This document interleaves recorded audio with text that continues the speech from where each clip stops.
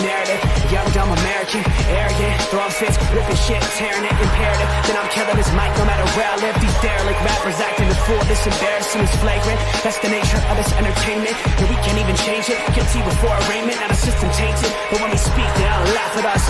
And y'all wonder why I'm lacking trust. Try to fight a giant with attorneys that can back them up. That's church versus science, both sides start acting up. I'm late on my assignment, hopping up a mile high, climbing, obviously never silent. New alignment, I'm defiant, cannot describe it. Used to describe it as a young graffiti artist. Before the beard, I always got carded.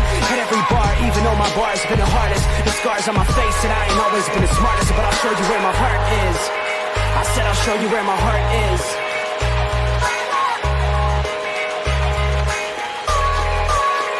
I can show you where my heart's at. See it on my sleeve. Even if the beat stops, my soul will not leave. If I never stood tall, nobody will ever see. I can show you where my heart's at. See it on my sleeve. I can show you where my heart's at. See it on my sleeve. Even if the beat stops, my soul will not leave. If I never stood tall, nobody will ever see. I can show you where my heart's at. See it on my sleeve. I can show you where my... The type of guy that would ride with the breeze. I'm higher than most people. I'm cold and icicle freeze. I'm liking to Mike Tyson. I'm a bison, a beast. I'm hot like Jamaica, like right by the beach. My pops is from a spot where they're fighting for peace. 8 years old out there watching people fight in the streets. All these sirens only make the violence increase. Yeah, we're still not loving police. It's that bright young American, nice, dumb, arrogant. Tight on a mic, but he might need a therapist. Heart full of kerosene, head full of fairy tales. Said that you're my homie, you don't know me, but I know you very well. Roll back on some West Coast shit. This whole track is wetter than your dress code kiss. About to hit the track, running on some retro fit. I guess so lit, I guess so bitch, now let's go.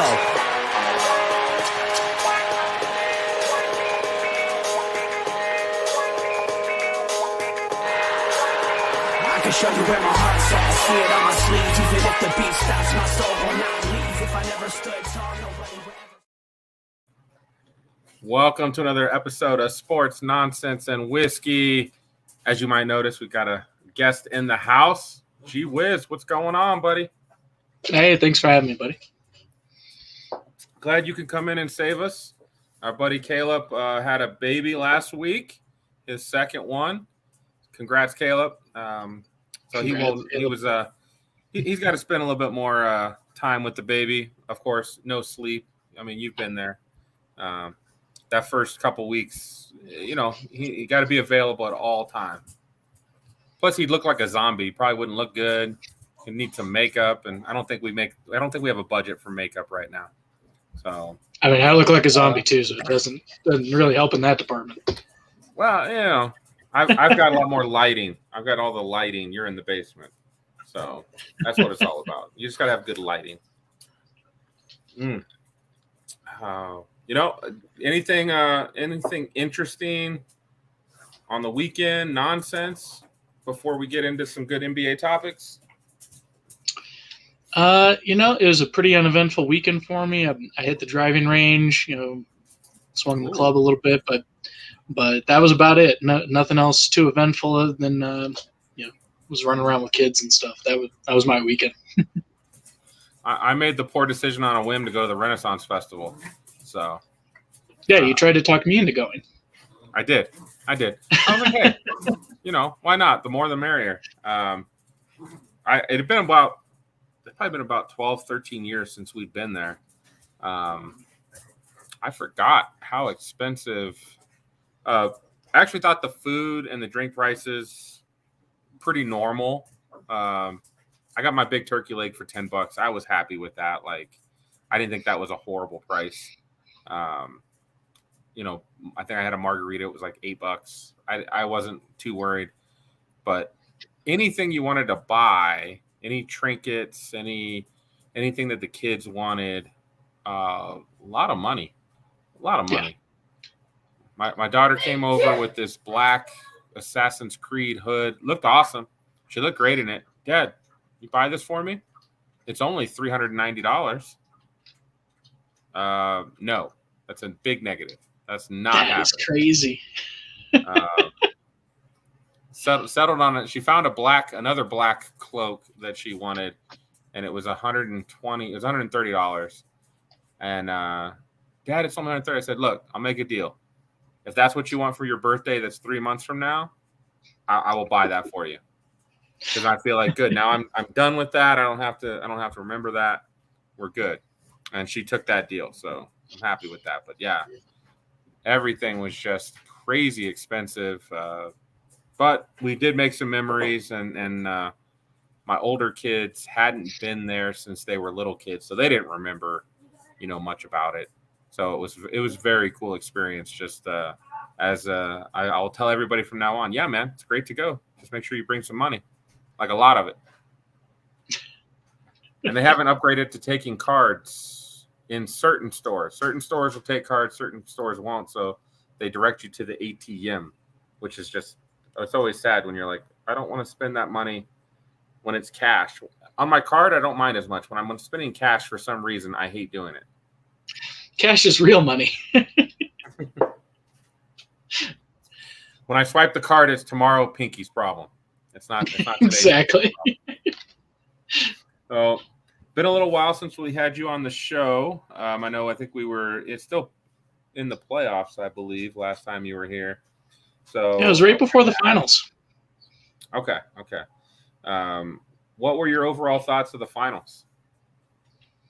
So it went about like I thought it was going to go. I mean, Miami put up a good fight, but Denver in 5. That was what I'd said from the start, and it didn't play out exactly in the order I expected it to happen. But it ended up, Denver in 5, and I was really happy for the Nuggets. I'm not a Nuggets fan, right? I'm a Kings fan, but once the Kings were out, I was kind of pulling for the Nuggets.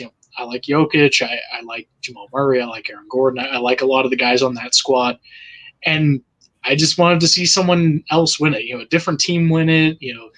Not the Warriors, not the Lakers.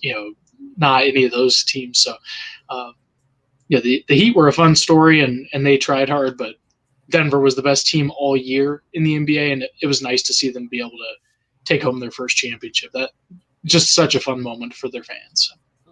So a couple of us have talked about this. I think we talked about it like right after the finals. What are your thoughts on Denver had the easiest road to a championship? Yeah, that's what's called being the 1 seed, is you play weaker teams. There's no better team this year in the NBA than the Nuggets. So, yeah, they were going to play weaker teams than them. That's what happens when you're the best team. So the first 2 series, like the 1 seed always plays the 8 seed. And if you win, you're going to play the 4 or 5, the way that they do it. So they had no control over that. And then, yes, they played the Lakers, who were a 7 seed, and yes, they played the Heat, that was an 8 seed. But the higher ranked seeds couldn't beat those teams. So I don't think it was easy. And they dominated. Like, it wasn't like it was game 7s or anything. They dominated. It also completely rewrites and overlooks all the narratives that were against the Nuggets going into the playoffs. Yes, the Suns weren't a top seed, but the talk was, well, they got Kevin Durant, then Kevin Durant was hurt, so he didn't really play, so they're better than their seed, right? That was the argument. From the trade deadline on, that the Suns were going to be the powerhouse because they had Durant. The Lakers, well, yeah, their record's bad, but look at how much better they played after the deadline. They're coming on strong. They're new additions. Rob Pelinka did all this great stuff. Like, these were the narratives that were out there going into the playoffs, and now everyone wants to dismiss those because the Nuggets won. So I think those narratives are complete crap. I mean, it astounds me how many of the league's media partners don't seem interested in building up good teams unless they're in certain markets, and then they complain that the ratings aren't what they should be when a non-big market team goes in. It's like, you don't have that problem in football. Football, they just talk about and celebrate whatever team's good, whatever player's good, no matter where they're at. Right. And people are interested in all the teams. NBA does a terrible job at it. I don't understand why there's so many people so invested in knocking down great teams just because of where they're at. I think I watched. I think it was JJ Redick. I can't remember who he had on his podcast, but they were talking about has the NBA marketing failed? they're consumers, and the overall was yes, they have, because they focus so much on just LeBron or just specific teams versus the NBA as a whole. Like I thought, and again, I paid attention to the Kings because you're a Kings fan. Mm-hmm. So this season, I made sure to like watch some of the games, the highlights, kind of see what did they do. How many, did they win? Did they lose? I was kind of keeping an eye on them. And anytime I watched a Kings game, man, I was so entertained. They were so fun to watch. And I felt like, why isn't the league marketing this team? Like, why are they spending so much time on the Lakers, who for the first half before the trade line sucked? That just, it makes no sense at all. They could have spent more time on Phoenix. They could have spent more time on Shea Alexander down in Oklahoma City. OKC. Yep. Yeah, lots of guys to really get behind versus pushing some of these older, superstars. And it's funny because right after the trade deadline, there was a game, the only game of the year where the Kings were scheduled to be on ESPN. And that game got flexed off for the Suns because ESPN wanted to show Kevin Durant's Suns debut, and Durant didn't end up playing that game. Like, it's just like, and some of it I think kind of goes back to it's kind of the old school NBA mentality of having to market your stars. And there was a time when that was really what saved the NBA. NBA saved itself by focusing on Magic, Bird, and then Jordan, right? So it was so star driven. And then following Jordan, Kobe, LeBron, like it's been a proven formula that if you focus on the stars, that builds interest among casual fans. But they've gotten to such an extreme that now it's kind of killing them, especially in an era when people aren't relying on TV to tell them what's good, because you can watch every game, you can watch highlights much easier. Like you aren't having to sit down and watch SportsCenter to find out what's going on. Right. And so now people know that, yes, this game has LeBron, and I'm sure there's millions of people who will watch that game because LeBron's in it. But there's also a huge portion of basketball fans that say, yeah, LeBron's in that game, but I've watched the Lakers plenty this season, and I know the Lakers suck right now. Like, I don't want to watch that game. Especially thinking about like early this year when the Lakers were really bad before they bolstered their bench, right? Like, so there's kind of a flaw to it. And you would think that these networks that carry the playoffs would want you to be interested in whatever teams are going to be in the playoffs, no matter who they are. Right. Like, the NFL does not care that the best quarterback in the league right now is in Kansas City. They're going to celebrate and make you care about him because he's going to be in the playoffs, and those are the games they want you to watch and be invested in. Like, that's how the NFL does it. They just talk about and focus on whatever teams are good so that when it gets to the playoffs, everyone knows about those teams and can have water cooler debates and all that. And that's how you build interest in an established league. The NFL can hype up a Thursday night game against like the two worst teams in the league playing each other to where people tune in and watch. So would you? And the NBA has trouble advertising really good games between two good teams. Would you say that kind of going back to what you mentioned about like when we had those just, Magic, Bird, Jordan, would you say in my opinion, I'm thinking we have more stars in today's game than maybe we had previously.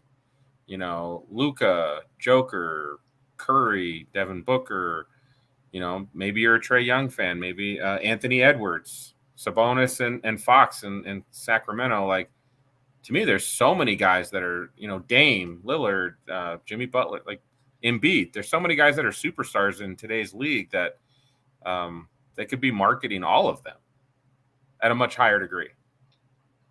Yeah, and I think some of it's just, it's such a big, ESPN's, subsidiary of Disney and all. I mean, it's all kind of driven by corporate spreadsheets and whatnot, as opposed to actual covering sports. Because it'd be super easy to come up with compelling storylines for any team. I mean, I watch every team throughout the year.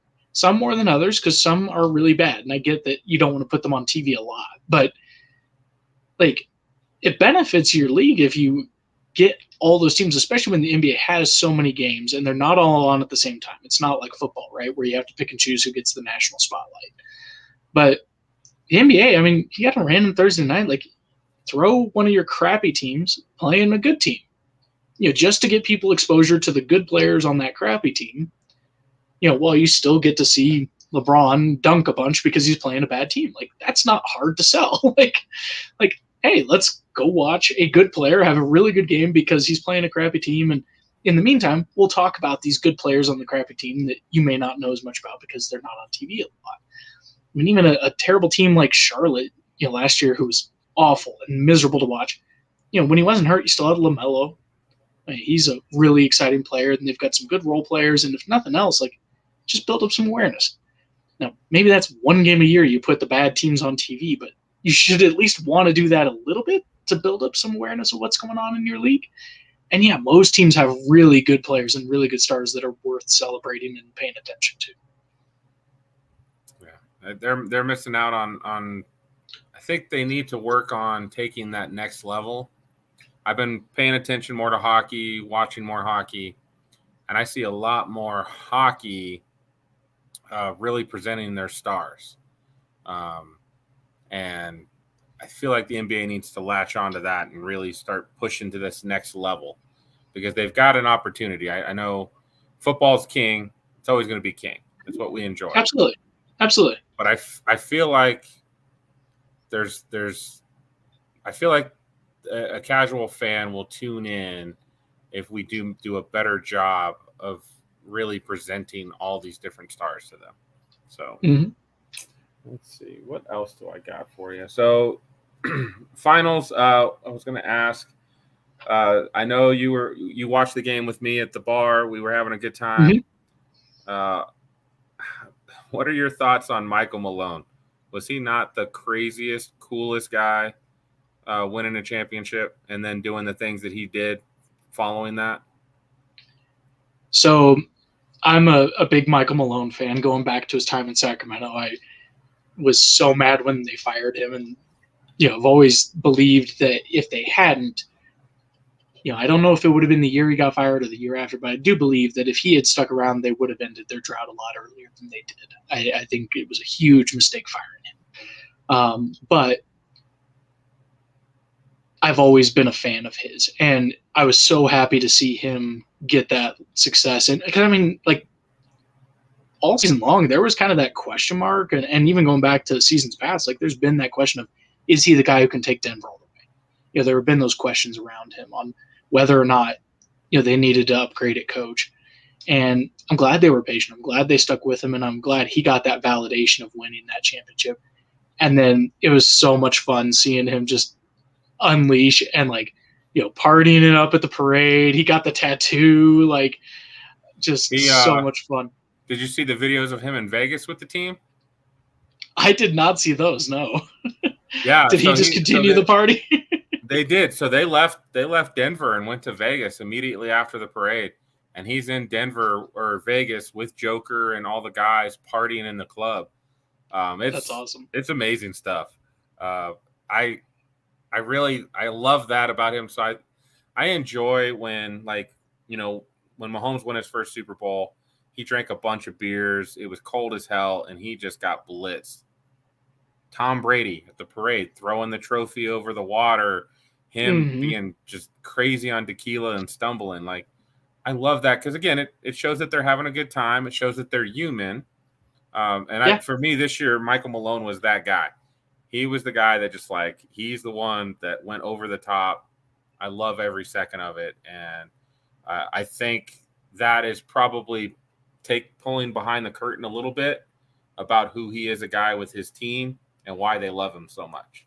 So I think all of that's just really going to help him continue with that, his strong relationship with his team. So super excited for him. Absolutely. He showed out a lot. And that's what you should do, right? You should celebrate because these things don't happen all the time. Denver can still be a good 1 seed for the next 2 to 3 years and not win a championship. And it could be just some things don't line up, you just don't know. So you got to enjoy it while you got it. No, absolutely. I mean, like, so many good teams never win a championship. There have been so many great, great teams that just, for whatever reason, whether it's bad luck, a bad bounce, whatever it might be, it's really hard to win a championship. So few teams get to do it, and it's such a cool thing that it happened for that team, you know, and kind of validated a lot of the guys and validated a lot of what they were doing, and really answered a lot of the questions that had surrounded, you know, not just Malone, but the franchise as a whole for several years now. I was super, super stoked for Aaron Gordon. He was the other guy, like him, like leaving Ball Arena and just partying with the fans as he walks home is epic. Like, yeah, that's just epic. That was so cool. Him just walking through the streets. Yeah. Oh, that's such good memories. I'm so glad. I'm glad you shared it with me at the bar. My wife will probably still laugh and bring it up from time to time that I high-fived everybody in the bar but her. So, and video to prove it. And her video to prove it. Transitioning to the future, we just had the NBA draft. Mm-hmm. And what were your thoughts? I know you spend a lot of time covering the NBA draft, obviously, because you write about the Kings. And so there's a lot for you to comment and cover about. What was your thoughts about what went down? So this year was a little bit different for us as Kings fans because normally we're at the top of the draft, whereas this year we were picking 24th. So we waited a couple hours, and then the Kings traded their first-round pick. So it was a little anticlimactic.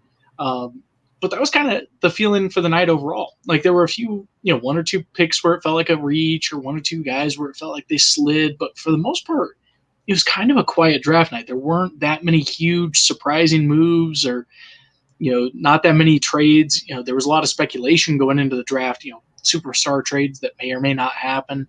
We just didn't see a lot go on there. You know, as far as the Nuggets, they had, you know, a couple of late picks.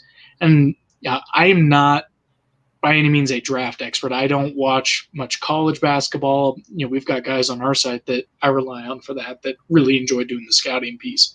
But kind of the continual thing that I heard was that the guys the Nuggets took in the later rounds were good players that kind of play the Nuggets style and should fit in pretty seamlessly. And, you know, really what the Nuggets are looking at with having multiple second-round picks is you're looking for one or maybe two guys that can be part of your rotation.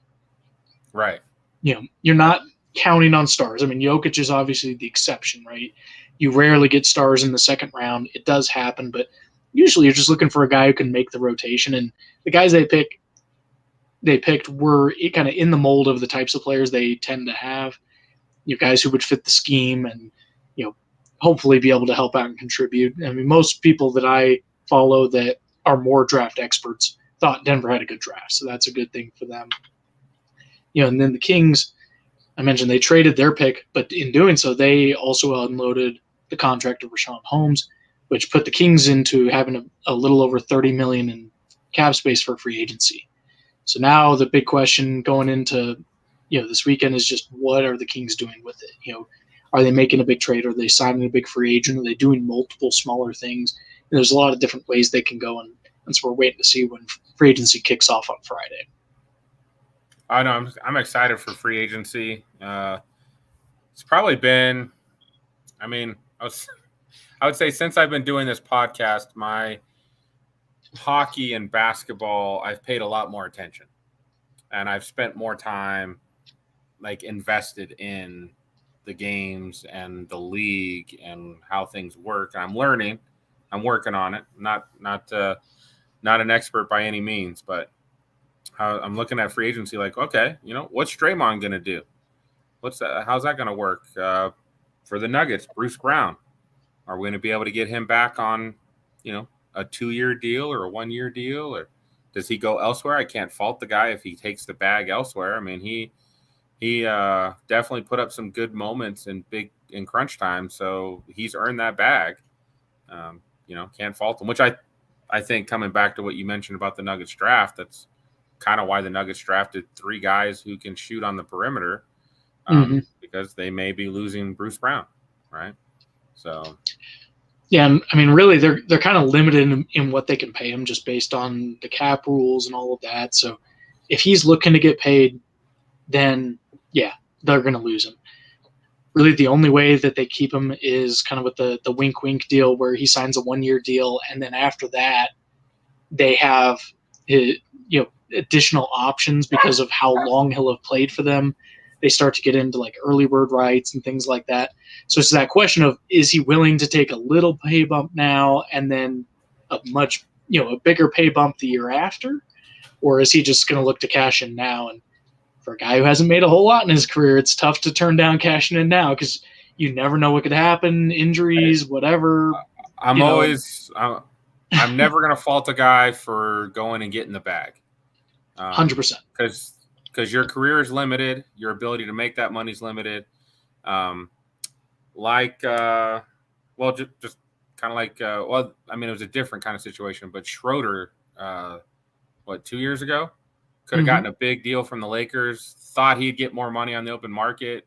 That didn't materialize, and he lost out on millions and millions of dollars, right? Like 40, 50 million he ended up leaving on the table and hasn't seen a fraction of that since. So you got to get your money when you can get it. Yeah, you never fault a player for going out and getting what they've earned, right? And I'll complain about bad contracts and bad value to contracts and things like that, but that to me is always just complaining about a general manager who overpaid some guy. It's never a knock on the player because go get the money, take whatever someone will pay you, right?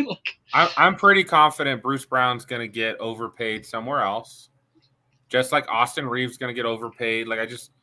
I feel like they're going to get overpaid, but I would still be happy for the guy. 100%. Hey, you did what the guy hit. You're a team guy. The guy hit a defining shot to secure your first title. Even if he's a one and done, that's a iconic nugget for the rest of time, right? He's always going to be loved in Denver, even if it's a short stint. And plenty of playoff teams, that are perpetual title contenders have a lot of those guys where they're there for 1 year and maybe have a big moment and then they go on to something else, and they're just still part of your team's lore at that point. But yeah, sometimes the supporting cast is going to rotate a lot around your big 3 or 4 guys. So coming back a little bit to the draft, at least the top 3 guys. Obviously, Wemby was no surprise going 1. It's hard to take it's hard not to take a guy who's 7'5", who can dribble, who can shoot from anywhere on the court, and I think he's a thin-framed, but I again with how Kevin Durant's played over his whole career, I'm not as worried about that as maybe other people are. Probably not going to have Wemby, down in the post all the time. So, that's the only time that'd really be a concern. But no, realistically, the Spurs are probably going to be smart and look at, putting someone bigger next to him to be, defensive and, kind of the big body down low to fight against other centers, and then have Wemby kind of play more of the 4, at least at first, right? He could bulk up. He could get to a point where he's comfortable playing the 5 more often, but at the start, he's going to be more of a power forward, stretch 4 type of role for them. Even with his height, that just makes him even more versatile in the things he can do and the ways he can help out. So, yeah. If any team's going to use him well, it's the Spurs, right? It's Popovich. They're not going to mismanage how they set him up. I was excited for that just because I think Popovich is such a good coach that with the lack of talent down in San Antonio, he was kind of wasting away. This would be the end if they didn't get a guy like this, a true generational player. I think it rejuvenates them because they've got some good young pieces there, but there was times last season he was getting frustrated and would make comments about it to me that he was getting frustrated with such a young team that was making mistakes and things like that. So now that franchise has a couple of good young pieces, and the guys who aren't clicking or aren't part of the future, they're going to move off, and they've got a lot of cap space this summer too, so they can bring in some veterans right away to help support Wemby and Keldon Johnson and Jeremy Zohan. So they've got a good foundation of young pieces, and now they can support that with guys around them. What? With Brandon Miller going to Charlotte, which I know it kind of was back and forth. I just don't know if he's that dude, man. I don't know. I don't know. I think it has the potential. You never know, right? We watch tape and this and that, and we state confidently we know who the best is, this and that. But at the end of the day, you don't know. Brandon Miller might end up being better than Scoot Henderson. I'd be really surprised, though. It seems like it's set up to be just an all-time miss where even if Miller is a good player, Scoot's got the potential to just be a truly phenomenal player. I mean, a guy who would have been the number one pick in most NBA drafts, that didn't have Wembanyama in it. He's that level of talent, and he's just so good and so proven and so skilled for his age that I think he's going to be really, really good. And I think that it's kind of the parting final awful decision of Michael Jordan as he gets ready to sell the Hornets. Man, what a return on investment he's getting on that, man. The Hornets have been terrible for his 13 years of ownership. Like overall, they've had a couple of decent years, but overall they've been really, really bad. And he's still going to make bank on it. The ultimate swindle. $2.2 billion, right? For the Hornets. So the valuation of the franchise is something like $3 billion. He doesn't own 100%, and he's still going to maintain a percentage, but he's selling the majority of it. So yeah, he's going to clear something like $2.2 billion, and still own a little bit of the team. It's insane. Well, that's something Caleb wanted to mention since he's not here. He wanted to make sure that he put out there he still thinks Scoot's going to be better than Wemby in the league. Well, I mean, we'll just add that to the long list of NBA takes that Caleb's wrong about. And I mean, again, I'm a big fan of Scoot. I think he's going to be a really great player. Wembanyama was a generational talent. And I don't mean that in the way it gets thrown around like every other year in the draft, because people say it like every 2 or 3 years, but a truly generational type of player. I mean, a guy who defines a franchise for 10 to 15 years. And absolutely, he's so good. It's unreal how good and how fluid and how coordinated he is considering his size. Now, the only thing is always going to be barring injuries, and I don't just say that because he's thin. I don't think that's going to be a big issue, but anyone can have injuries, right? So injuries are always the wild card, but assuming both stay healthy, I think Wembanyama is going to have a much better career overall than Scoot, even though I think Scoot is going to be very good and also have a very good career. I think Portland got a steal with that. Talking about Portland for a sec, do you think that helped? It sounds like Portland's going to keep Dame at this moment. Do you think? But check in an hour. That's the way Portland's gone. It's back and forth. I'm on the fence. I like Dame a lot. I like what he's about. I like his no, man, I want to win a championship here. I don't want to go anywhere. But at the end of the day, how much have they invested in the team around him to help him with that?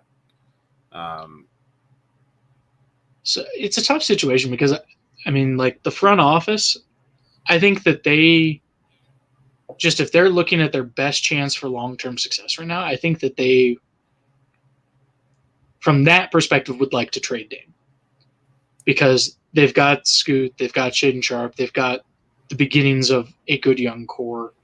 So it wouldn't be a long, drawn-out rebuild. It would already be kind of accelerated, plus whatever you'd get back for Dame, right? You could very quickly turn that around and reestablish yourself as a good young team for a very long time. But they also don't want to jump the gun and be the ones who got rid of the franchise icon. He is going to go down as the most iconic Portland Trailblazer thus far.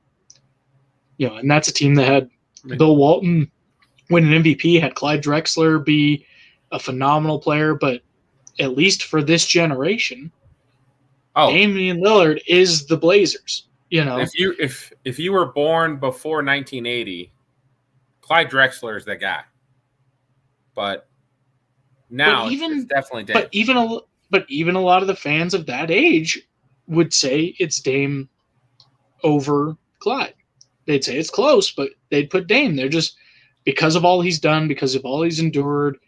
And you look at how much success he's had despite having some really rough rosters around him. You go back and look at some of the teams that he took to, decent playoff runs, and it's like, how did he pull that off, right?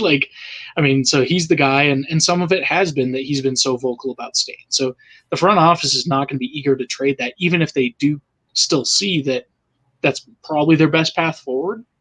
They're still going to be hesitant. They don't want to be the ones to kind of tear that down. And then on the flip side, Lillard, he probably sees the writing on the wall, that he would be better served if he wants to try to win a championship. It's probably a good time for him to get out of Portland, because he has said on record that he didn't want to be part of a youth movement and be surrounded by youngsters. Well, Portland just went ahead and still picked number 3, a youngster. They didn't trade the pick. They definitely could have. In those moments after Charlotte took Miller, I guarantee Portland's phones were blown up with people making last-minute offers to see if they would either trade the pick or trade Dame right then and there.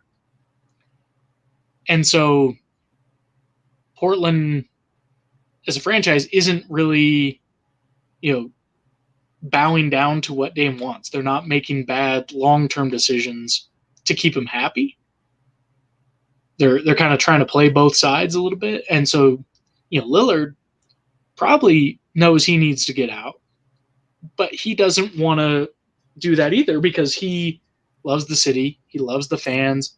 He's invested so much in that idea of he wanted to stay there and spend his whole career there.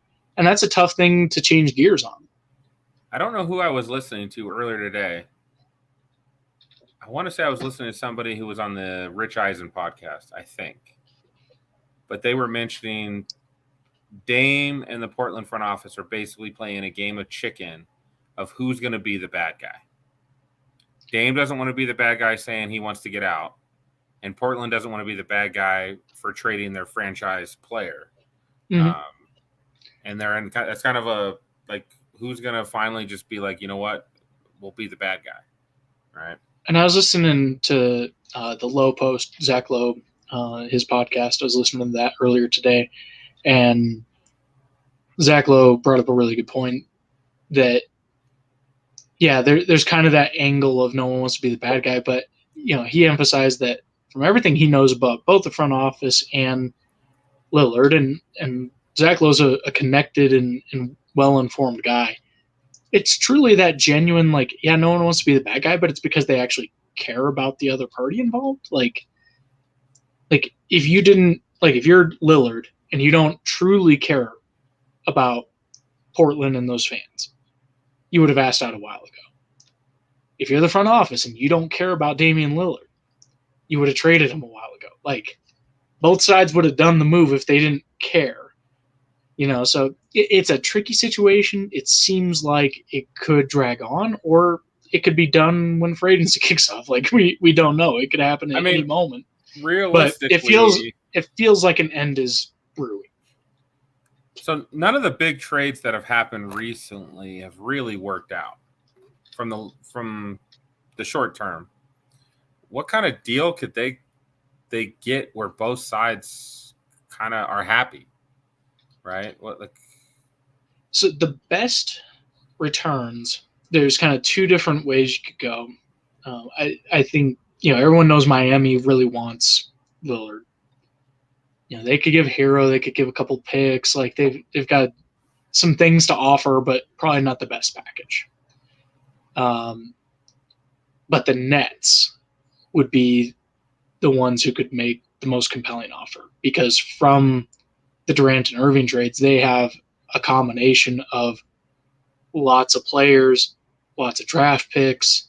They've got ways to match salary to where they could send back a lot without sending back so much that Lillard is now on a bad team. Because they could send back a good enough package for Portland while still keeping Mikal Bridges and a couple other decent players to where that team could be good again in next season, right? So if they made that move, they could do that. And the Nets don't really have an incentive to be bad because they have a lot of picks in their war chest, but they're not their own picks. They gave a lot of those up in the Harden deal, but they do have a ton of draft picks from the other deals they've made. So they could give up a ton of assets that would be really appealing to Portland while still maintaining enough talent on the roster to be a good spot for Lillard to land. Man, I hope he goes to somewhere good. I really like Lillard a lot. He's so fun to watch. I hope he goes to the right team. I'd like to see him get a ring on his finger. He's one of those. And guys. Here's the thing. Unless he finds a way to Miami, I don't see a ring happening most other places he could end up, at least based on the current landscape. And of course, you never know, right? Like how trades change things and whatnot. But I don't know how it's hard to see a path in the short term. I did see something about Embiid. I don't know if he was talking about Dame or somebody was saying if maybe it was Kendrick Perkins was like if Dame got on the 76ers, it'd be over. Rule number one: don't listen to Kendrick Perkins. The thing is, Philly just doesn't have enough, I don't think. Now, the one caveat is if, let's say Lillard goes to the front office and just quietly says, hey, I want to be traded to Philly and nowhere else. Anywhere else, I'll raise a stink and be pissy or whatever. Maybe, but it's hard to see a path there. I mean, it's hard to see a path there where Philly still stays good. I think the thing that gets overlooked in just kind of the team building of the NBA, and it comes down to the concept that stars are terrible GMs. Star players are really bad at team building because all they want to do is play with their best friends who are also all-stars. And what you end up in is all these situations, and it's exactly what Phoenix is going into right now, and what they doubled down on is that you have 3 or 4 players that take up 90% of your cap, and you have to fill out the roster with guys who aren't good enough for the roles they're being put into. It's not that they're bad players.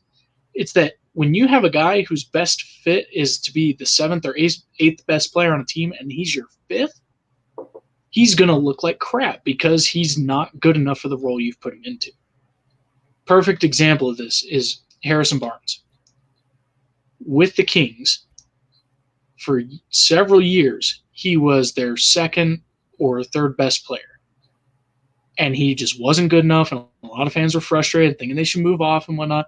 And then this last year, with the talent upgrades they did, suddenly he's your 5th best starter.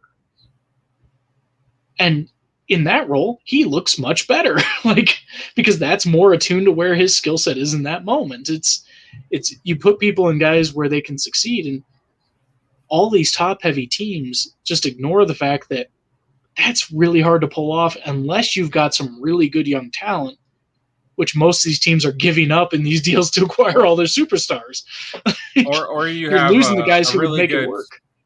Or you have a really good coach. Spoelstra coached the hell out of the Heat and got a lot out of them that, maybe another coach doesn't get. So. But here's the thing, though. No, but how did Miami win? It wasn't a superstar show. Jimmy and Bam were very good in the playoffs, but that's not how they won series. They won it with their depth and their role players. Because they had drafted well, because they had signed free agents on good value contracts to surround their stars. They built up a team with depth. How did the Nuggets win the title? Yes, they have stars, depth. No question. But the depth is what brought it home. How many games did they have where the bench unit or, the kind of second-tier starters, really stepped up and made big plays in key moments? It wasn't like that entire title was won on Jokic and Murray. Oh. They obviously had a huge part of it. But the bench was huge. And in that same breath, like we're talking about the current titles, the current champions that everyone is now chasing and trying to figure out how to beat. Like every conversation on every NBA podcast is now how teams can match up with Denver because everything's reactionary. Last summer, no one was worried about how they match up with Denver. Now that's all anyone's worried about. But they're all focused on the stars, and none of them are focused on the depth. That's the key, and that's what gets missed with these super teams is that, especially with the new rules that are kicking in, starting this summer and even more next summer, is that these superstar teams that are so overloaded with star salaries, not talent, but the salaries, that is going to hold them back from having the depth to do anything meaningful because, one, a lot of these superstars that are teaming up are older. And they get hurt, and they miss games in the regular season, they miss games in the playoffs, and suddenly now you're a 7 seed, even though you've got some great players, but you've got an uphill battle the whole way through, right? And so all these teams are just repeating these mistakes, and you're starting to see some teams get wise to it and start to cut salary and dump off things, and that's where you're seeing some of the, maybe a little more out there deals that at first glance seem a little bit weird, like Atlanta dumping John Collins for nothing, or the Kings giving up a first-round pick to get off of Rashawn Holmes' money. Like, those moves seem a little strange in the short term until you realize how the new CBA is going to change that cap landscape and make it to where the key is going to be your value contracts and not having a big dead money contract tying up your cap. Right. Like for Phoenix, like even doubling down, I'm like, guys, KD is going to miss 20 to 30 games. At least that's how I feel. Probably.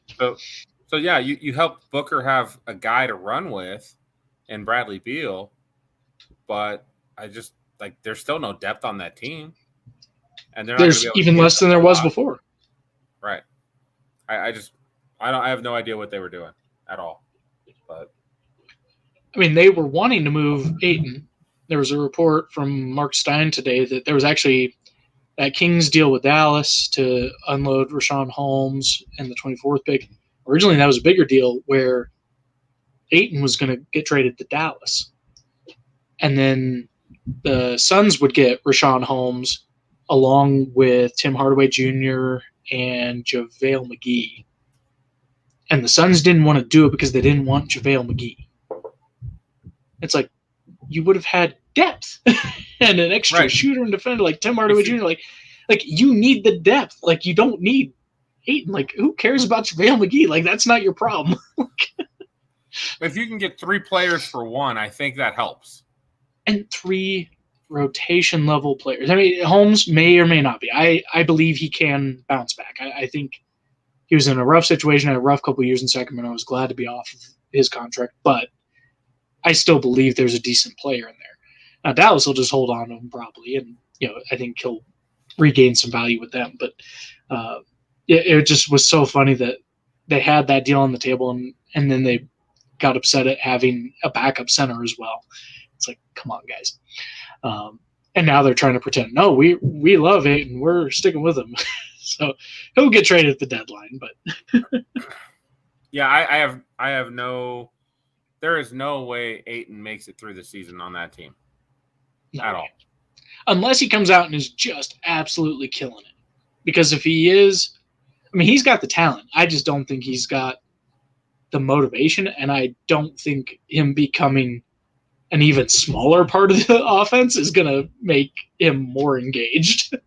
I think that's a guy who will try harder on defense when he feels involved in offense, and he's not going to be involved in that offense very much. I feel like he was like, great, I'm second fiddle. Now I'm third fiddle. Now I'm fourth or fifth fiddle. Mm-hmm. Yeah, I don't really want to be here anymore. Get me out of here. I mean, the hope for them is that Frank Vogel can help kind of turn them around, because Ayton definitely did not get along with Monty Williams. Those two did not click, and that was a big issue. And so, the Phoenix is just hoping that Vogel can reach him, but that's a rough bet. I don't know. I think that by the trade deadline offers, they might be kicking themselves for not taking the Dallas deal. Yeah, they should have definitely taken that deal for sure. I didn't see that anywhere. I'm glad you brought that up because they're gonna regret that big time. Yeah, that was in Mark Stein's Substack newsletter. It came out this morning. So,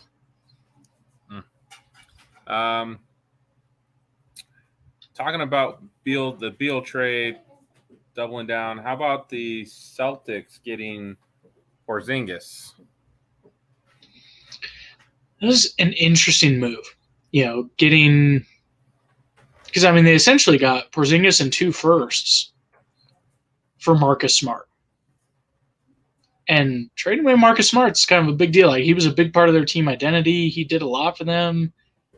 I get that they needed to shake some things up, and I think that's probably like move 1 of whatever they're going to do next, because you just look at that roster and it's like, all right, well, you still don't have a point guard, and you just got rid of a guy who wasn't a great true point guard, but was more kind of free safety defender type. But on the depth chart, he was a point guard. And so losing him kind of opens up another hole there. And so I'm curious to see what else they do in free agency. They don't have a lot of tools available. They don't have a lot of options unless they start trading pieces. They got to give Brown a pretty big deal, right? Yeah, he's eligible. He's eligible for the Supermax, which I would not want to pay him the Supermax. I really like Jaylen Brown. I think he's a really good player. But the Supermax, the problem with it is that there's like 5 or 6 guys in the league who are good enough to command it, but any guy who's eligible wants it, and their agents aren't happy if they don't get it, right? And I don't blame them. Again, players get the bag. It's up to the teams to figure out how to deal with it, but not many Supermaxes have resulted in being good decisions for teams. They just haven't. There's very few guys that are worth it, and it just makes it so much harder to build your team. And especially if you're giving it to your second best player. Right. That's a best player contract. That's what that's meant for, is keeping your absolute best player. And that's not Jaylen Brown on the Celtics. Would you trade Jaylen Brown? Would that be your move? The problem is, at this point, he has to get paid. And he's eligible for the Supermax. So if you're trading him, that team's got to be willing to give him the Supermax, because otherwise they're trading and he can walk. So you have no leverage to trade him. Because teams would be like, well, we're not giving you much because we don't want to sign him to that contract and he's going to walk. Right. Even if they would give him the contract, they're not going to tip that hand, right? So it's nearly impossible to trade him right now. You basically are stuck in a position where you more or less have to extend him, which is a nightmare scenario for any team. I don't think he'll get the full Supermax, but he's still going to get a lot more than he should. And it's going to be interesting to see what Boston does. Because, Tatum and Brown are a really good combo and really, really good players. It's not to discount them at all. And I think Porzingis, a lot of people get tied up in what contracts are and kind of forget what the player is, right? Porzingis, when he's healthy, is a really good player still. His issues are injuries. He does miss a lot of time. He's had some motivation issues, locker room issues. He's not a guy I would have been excited to trade for. But it's a big swing. It's a big risk. But if it doesn't work out, he walks at the end of the year and you have cap space, which in this current environment is a big deal, especially if you're about to give Jaylen Brown a Supermax. So taking on a big expiring contract, not necessarily a bad thing. I think a big part of it is probably we'll see if this works, and if it doesn't, it helps our cap next year. I think that's a big part of why they did that deal. So I get it from Boston's standpoint, but I do think there's got to be something more coming, because if Porzingis stays healthy, he played really well with Washington when healthy last season. So if he can stay healthy, and they got 2 firsts to go along with him, I That's a mean, good late deal. first, they're not going to be like really super valuable first, but still, like having additional first round picks is good for any team. Having an extra first round pick that is not yours, that's not tied to your franchise's success, that you can throw in a trade, that's a big deal for any team. That's good asset management. And I like Marcus Smart on the Grizzlies. I think that's a really good, helpful move for the Grizzlies too. So I really enjoyed that. And I mean, it's going to help. For a team with that grit and grind history, like, Memphis will love him. He'll fall in very well there. And I do think it was a bit of a steep price. Like, they gave up 2 firsts and Tyus Jones. And Tyus Jones is really good. Like, he was probably the best backup point guard in the league last year. And he wanted a bigger role. I get that. He went to Washington, right? He went to Washington. But the thing is, though, like, who could have used a really good point guard for about 25 games next year? The Memphis Grizzlies. Like, and I think that his play might have boosted that trade value to where you could say, like, hey, man, like, run the ship for the first quarter of the season, and then we'll move you. We'll get you your opportunity. We'll make sure you're taken care of. But, like, this will help us both, like, I think there was an opportunity there. So I'm a little less high on it from Memphis. I do like Marcus Smart there. I think that he'll be good. But, yeah, I think they maybe gave up a little more than I think they should have, considering what they set out. Wanted to ask you something kind of out of left field that showed up on social media this week, and I don't know if you caught it. Some reason somebody was talking to Dennis Rodman, and he mentioned Larry Bird wouldn't be able to play in today's game. He'd most likely be playing in Europe if he played in today's era. I don't know how much you've paid attention to what Dennis Rodman's been up to the last decade or so, but there's not a lot there to suggest you need to pay attention to the things he has opinions on. I'm not even sure what he's doing nowadays, but I mean, the guy was smoking a lot of weed. The guy was a hell of a basketball player, and if I needed opinions, did he make the Hall of Fame? I don't know if he did. I think he did. If not, he should. I think he did. I mean, he's absolutely deserving of it. Fantastic player. And if you want to, opinions on like how someone rebounds or things like that, I would listen to Dennis Rodman. He was in the Hall of Fame. Yeah. Okay. I thought he got in like a couple years ago, I thought. But no, that's absurd. Like, you think Larry Bird would be less valuable in the 3-point era? Like, are you kidding me? Like the guy barely shot threes because it just wasn't the thing that the game did at that time, and he's still one of the greatest players to ever play the game. Like, he'd be so much more valuable with current offenses and defenders not being able to hand check, and not to mention like modern training, and like you put him in today's NBA, he gets an extra like 5 years on his career easy. Right. Like, just from the injury and health and all that. Like, if he didn't get that back injury, he may have played a couple more years because he could just be that rotational shooter. At that point. Oh, do you know how he hurt his back? He fell into a bleacher, if I remember right. Yeah. Do you know why? I can't remember that part, but because their training camp was held in a high school gymnasium. It was like a training camp or a summer workout program or something like that, and they were in like a high school gym, and he slid into a bleacher and messed up his back. High school gym bleachers are the worst. So I right, can absolutely, they're deadly. I know the Nuggets used to come down to the Air Force Academy because we'd go watch them play training camp down there. So yeah, I can't even like in a high school. I can't even imagine that. Yeah, just a different era. I mean, the league was in a different place. So I go into a sports store in the mall nearby us. I go in there all the time. They know me. We chat. We have a good time. I went in there tonight, and the owner always asked me about. I went to the parade, so she was like, "Whoa, how was the Nuggets parade?" And Like, she's always so cool and so kind. They have a Larry Bird signed basketball with the Celtics emblem on it. I think they have it for $300. Like, it calls my name like every time I'm in there. Like, I have $300 seems low for that.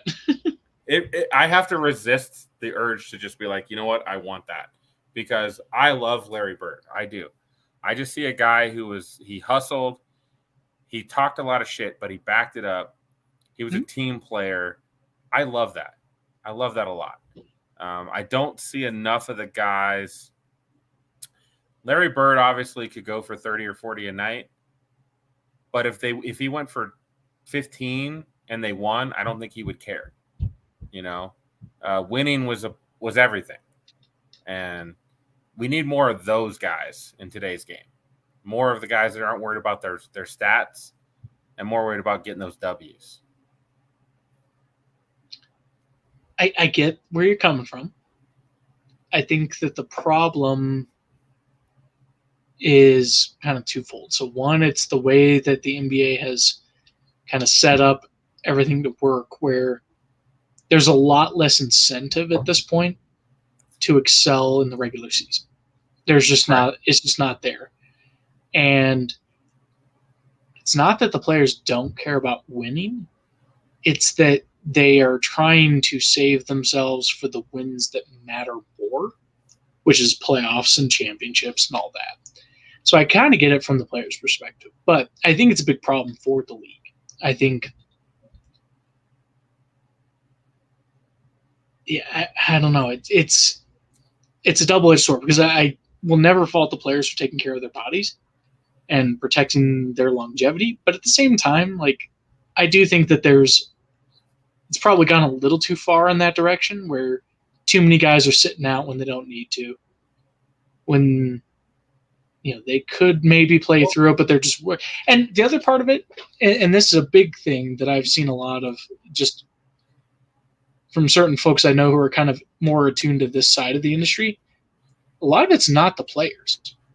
A lot of it's the teams are shutting these guys down. There's a lot of times when the players would be out there and would want to play through, because most guys, I mean, unless you're exceptionally talented, and plenty of these things happen, there's lots of exceptionally talented guys who don't love basketball and make the league. But the majority of guys in the NBA are there because they love it and they're competitive as hell. Like, it's not easy to make it, and you don't get there if you don't care about winning, right? Like, so the guys care. But a lot of times it's the teams shutting them down, and we don't get to know which situations those are, where it's the team instead of the player. You know, with load management, the only thing that I really hate about that is, again, for some fans out there, they buy tickets months in advance. Mm-hmm. And they're wanting to go see their favorite players, and they show up, and their player's not playing that night. Yeah. And that might be the only game they watch. I took my son for his birthday this year. We went to a Nuggets game. I think it was a week or so after his birthday. They played the Pelicans.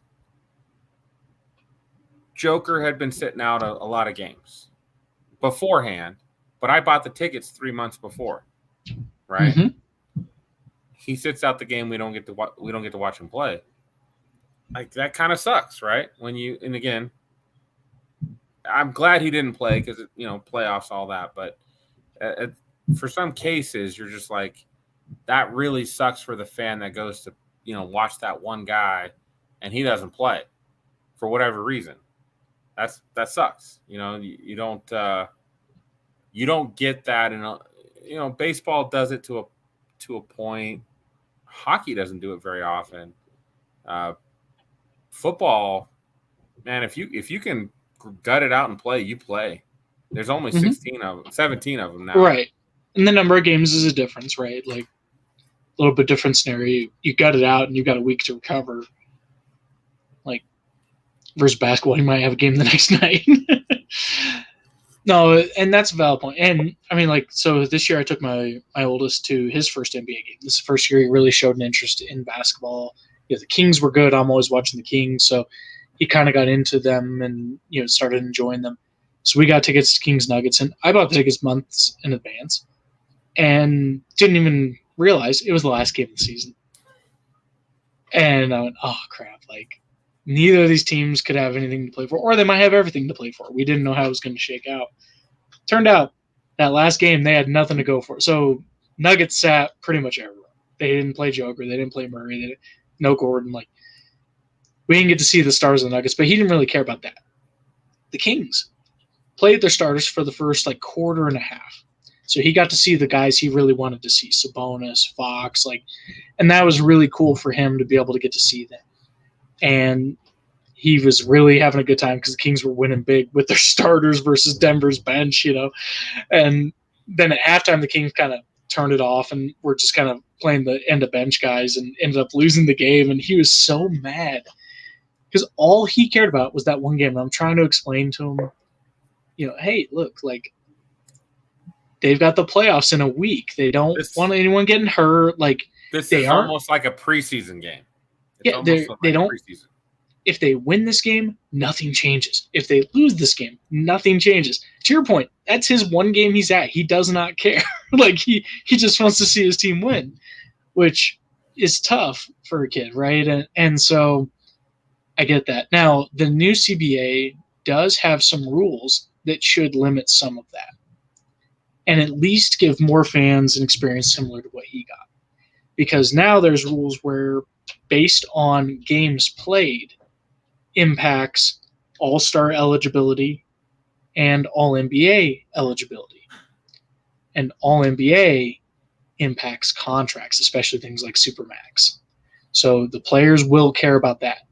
And to have a game qualify for those counts, they have to play, it's a certain number of minutes.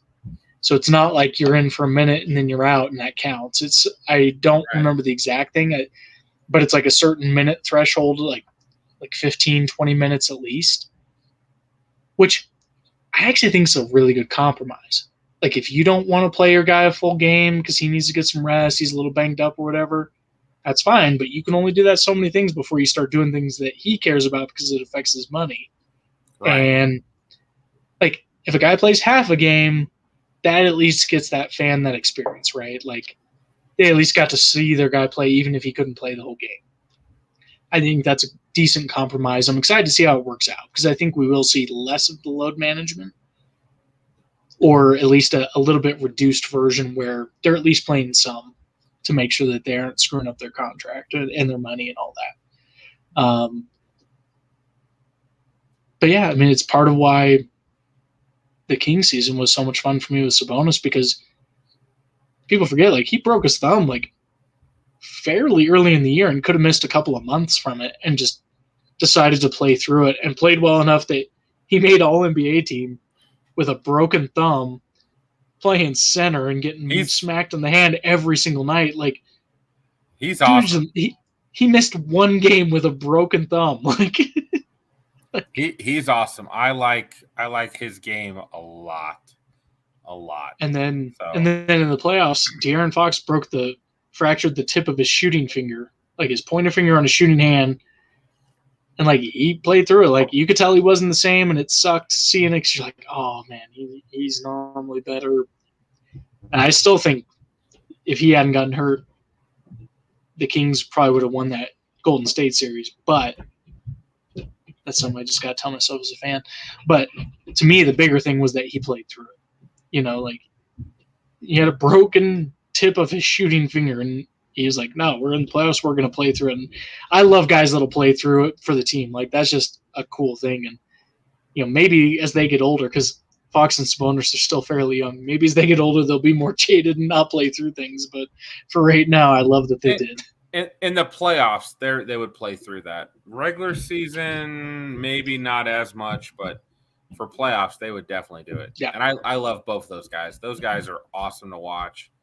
They're really fun. I'm excited for the Kings. I think they're going to be, my teams, Kings and OKC are the two teams I think are going to be really fun to watch in the West.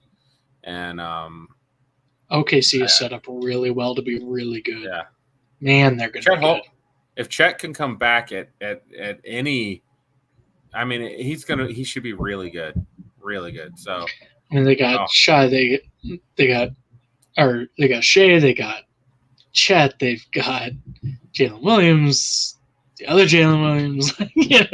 They've got so many good young pieces, and they have so many draft picks that when the right star comes along that's available that they want to pounce on, they're going to be able to. And yeah, I really love the way they've built that team. I'm super excited for both of those guys. All right, so we got to talk a little bit of NFL, just a little bit. A little bit. I know you're not we talked about this off air. You're not really big into Hard Knocks. It's not that I'm not into it. I always forget to watch it. Well, it's on HBO Max. So if you don't have HBO Max, you can't watch it anyways. Well, right? I do. I've got it. I've got a friend's login for it. So but I always just forget to go in and watch Hard Knocks. Well, if you've got an HBO login, I recommend you watch Peacemaker. I'm watching Winning Time right now. That's been fun. That's a fun show. Winning Time was good. Righteous Gemstones is fun. People should go watch Barry. Game of Thrones, Barry. Yeah, all those. I mean, Barry is. You got to watch Barry.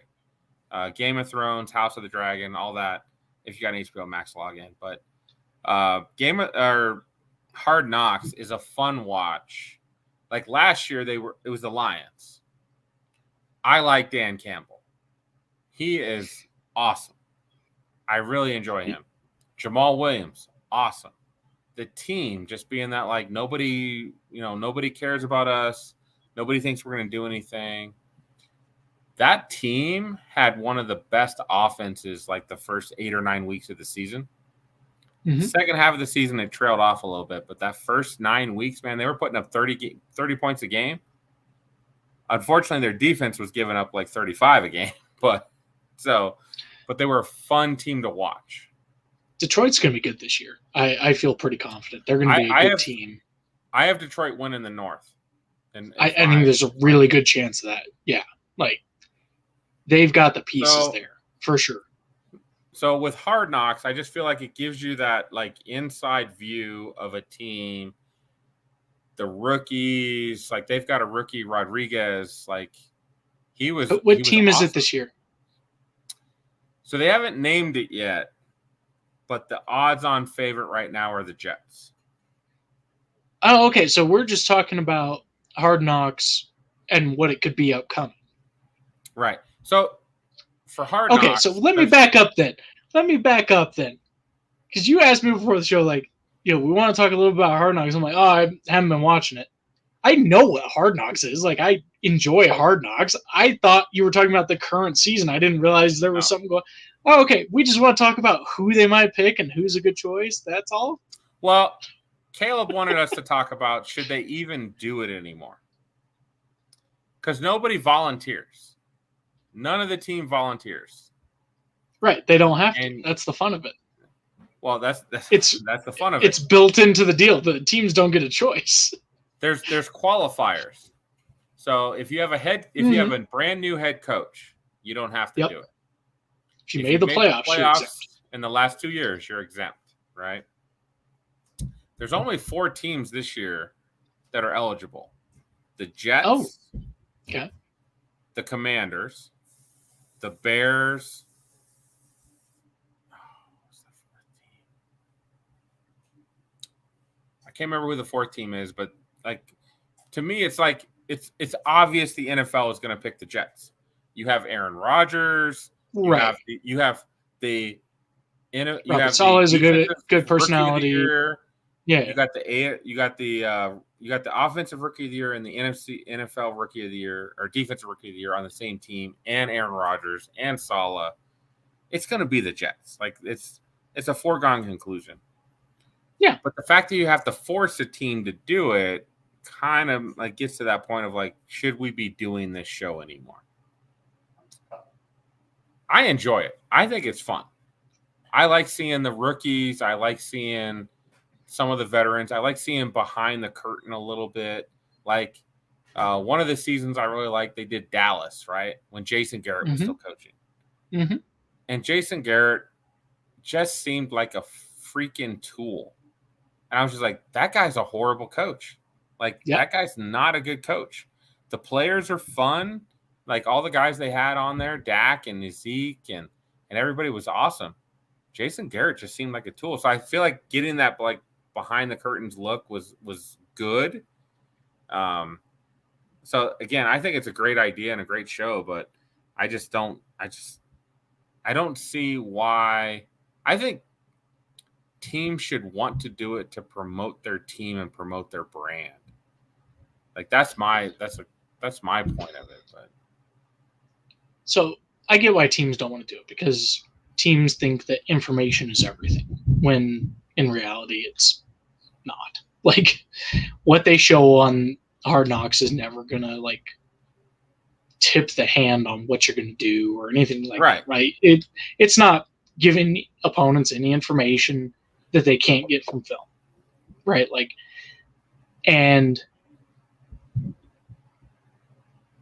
it also does an amazing job of making your good players look like gods.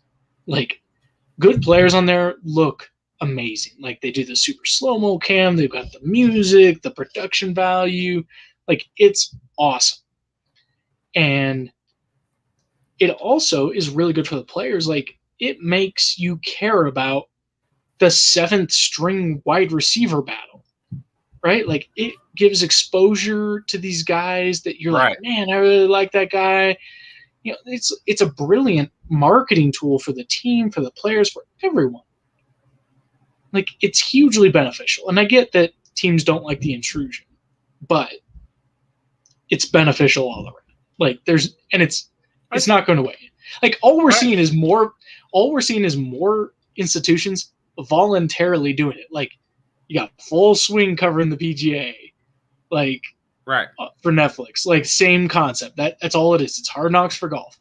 The Sacramento Kings last season did their own in-house series that was basically like Hard Knocks, just covering behind the scenes. They did it on their own because it's such a good tool for building up fan interest. Like, I really enjoy Amazon does All or Nothing in season. They've done Cardinals, Colts. And the Kings did theirs in season. Okay. I love that. It's so fun. But yeah, teams don't get anything out of it. There's no X's and O's. There's no, like, they're not giving up anything. You just see more personalities of the players and the teams, and like, you know who hates it? I'll tell you exactly which teams hate it. It's the ones that get exposed for having shitty people in key positions.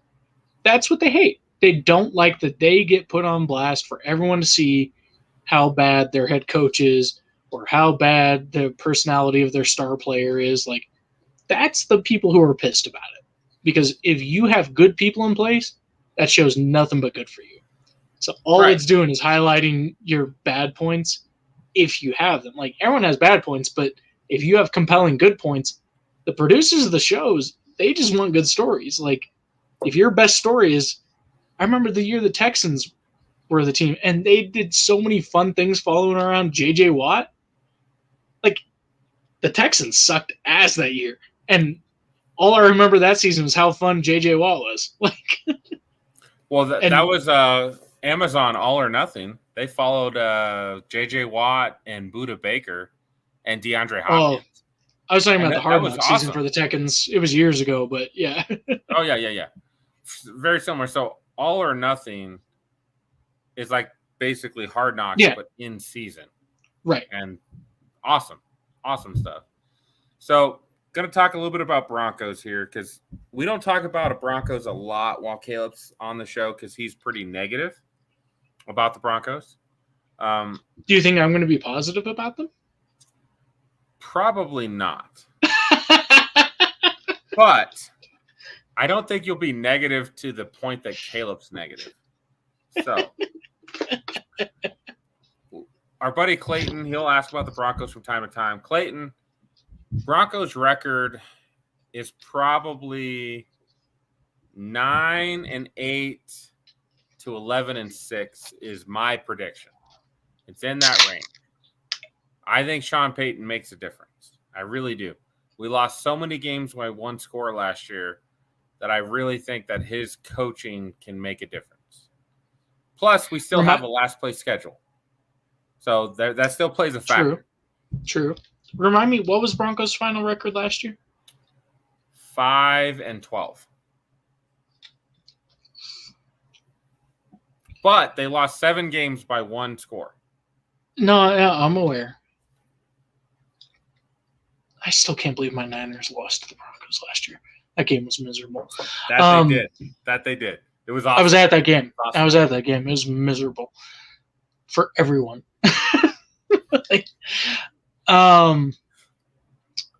What's the division they play this year? They play the. Let me think. They play the NFC North, and they play the AFC. I think they play the AFC East this year. Okay. Yeah, I think probably 7-8 wins is probably about right. But I'm factoring in. I still think we can beat the Raiders. I know we can beat the Chargers because we beat them last year with a backup quarterback because Russ didn't even play that game. And then we do play a last place schedule. So there's that. I get that, but at the same time, like the last place schedule is still based on how teams were last year. Like Right. Like those teams are also improving or trying to. Hopefully. Yeah, like that's the goal of all of them, right? Like, so, I mean, like, for example, the Jets, right? Like, they're going to be part of your last place schedule, but they should be better than they were last year. Like, we play the whole AFC East. We play Buffalo. We play the Jets. We play New England. We play Miami, which are all tough games, I think. I'm just saying, like, when you're looking at strength of schedule, right? Like, you know, the Jets would be part of that last place equation, right? So, yeah, I think it'll be a tough road. I would probably, if I was, and I mean, you know me, I'm not much of a betting man. If I was going to bet, I'd say 7 or less still. Vegas has the over 8.5 is the over under. I would take the under. They could surprise me. Like, I completely agree. I think the coaching was bad. I think Sean Payton, I'm not the biggest Sean Payton guy, but I think he probably will have them a little bit better. Like, I'm not the biggest Sean Payton guy, but he's still an improvement. But Nathaniel Hackett, when he came in, he was a first-time head coach. Every OC, DC, linebackers, everybody was doing their job for the first time. He didn't have anybody on his staff that had actually done that job before. That's a problem. Didn't they mid-season hire someone to help him manage clock? After the second game, they hired a guy to manage clock. Like, yeah.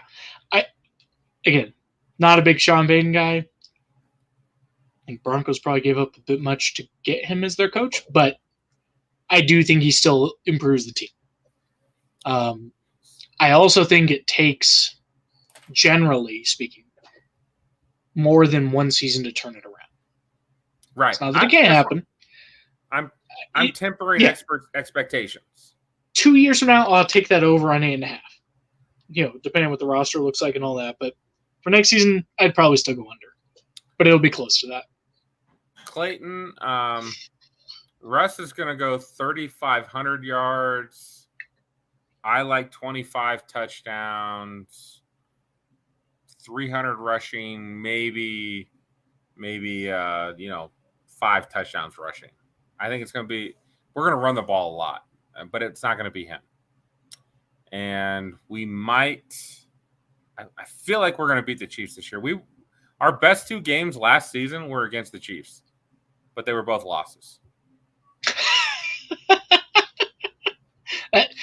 That's the Broncos last season in a nutshell right there. That's all you got to know. Our best 2 offensive games last season were against the Chiefs, but they were close losses. And there was one of the losses, there was a phantom offensive pass interference call that was just one of the worst calls I've ever seen. Like it was so bad. So, again, as a Broncos fan, we had so much hype last year. This year, I've tempered my expectations. 8-9, 9-8. That seems about right. I will be happy about that. Let's go in the right direction. So here's the thing. If the Broncos make a playoffs, will you get a Let's Ride tattoo that I designed for you? If they win the Super Bowl, it's a Let's Ride. No. Make the playoffs. Come on, man. You're aiming low. Man. I'm saying.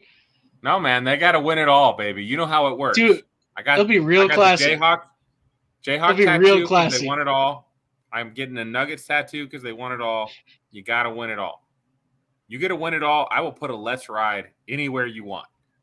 Besides the face. Besides the moneymaker.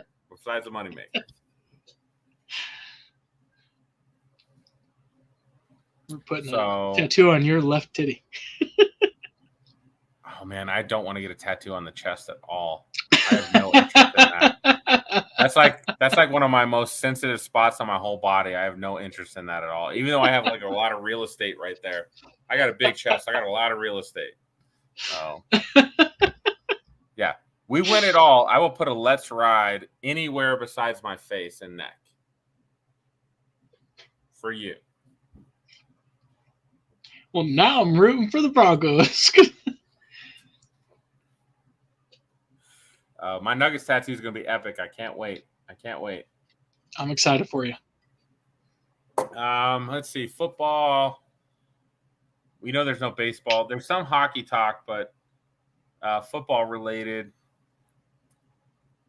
I will say, is there a better rivalry right now? I don't know how much you're tuned into it. The Chiefs-Bengals rivalry right now is on fire. On fire, man. Why? Are you tuned into this at all? No, I have no idea what's going on. Fill me in. So the Chiefs have obviously, the Bengals went into Arrowhead and beat them to go to the Super Bowl to play the Rams. And then they they beat them in the regular season, so they started calling it Burrowhead, right? Because Joe Burrow will win in Kansas City. Okay. And so finally the Chiefs beat them in the playoffs this year in the AFC Championship game to go to the Super Bowl this year. When I was at the draft, the most heated moments were Bengals fans talking about a Bengals draft pick or the Chiefs talking about the Bengals. Like it was bad, bro. And then most recently, Jamar Chase came out and said something about somebody asked him about the best quarterback in the league, and he said Joe Burrow. Pat who was his response? Pat who? And then Travis Kelce came out. I'm like, well, one, Jamar Chase is going to stick up for his guy, and of course Travis Kelce is going to stick up for his guy. But those fan bases, if you look at it on Twitter, man, they send some of the most vile shit at each other, man. That is the best rivalry going right now. It is awesome. It is awesome. I don't really get it. I guess the Bengals are technically like 3-1 against the Chiefs, so I guess there's a little bit of rivalry. The Chiefs won when it mattered in last season, but here's the way I look at that. The Bengals were bad for a long time.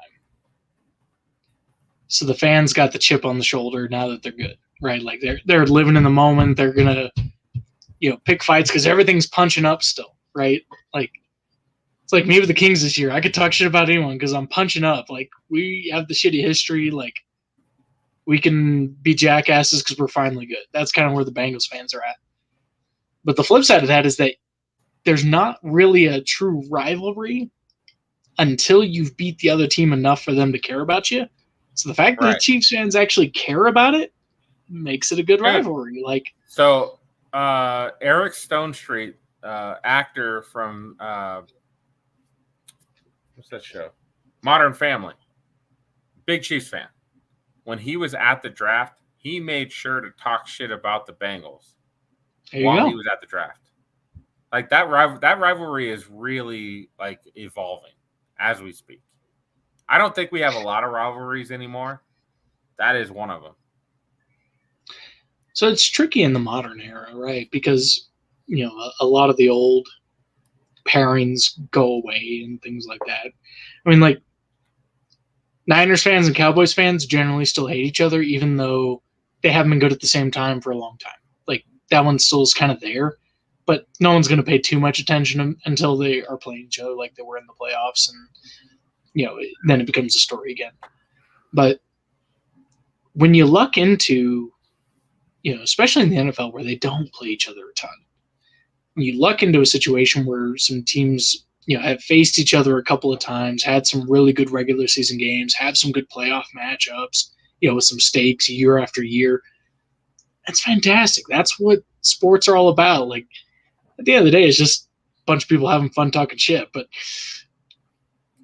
that's the fun of sports, is that, you know, you can go out and pick fights, and, you know, some people take it more serious than others. I like having fun fights, but, you know, where we're just kind of talking shit with my friends who happen to be also fans of those other teams. But, you know, it's part of the fun, and I love new rivalries. That's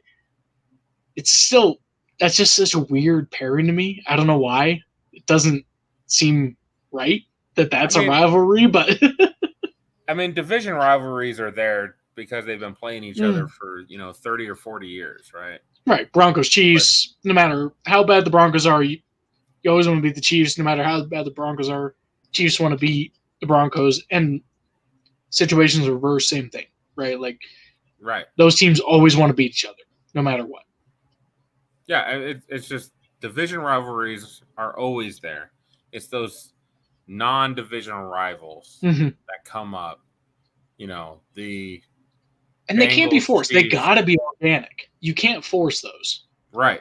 Bills, Chiefs is there. I'm trying to think if there's any in the NFC. I mean, some of the rivalries in the NFC, Bears, Packers, Cowboys, Eagles, like they're all division. Like, I don't know if there's a lot of like out of division rivals in the NFC right now. But the one that sticks out, and I tell you, man, go follow, you know, the Chiefs, go follow the Bengals. They talk so much shit back and forth to each other. It's awesome.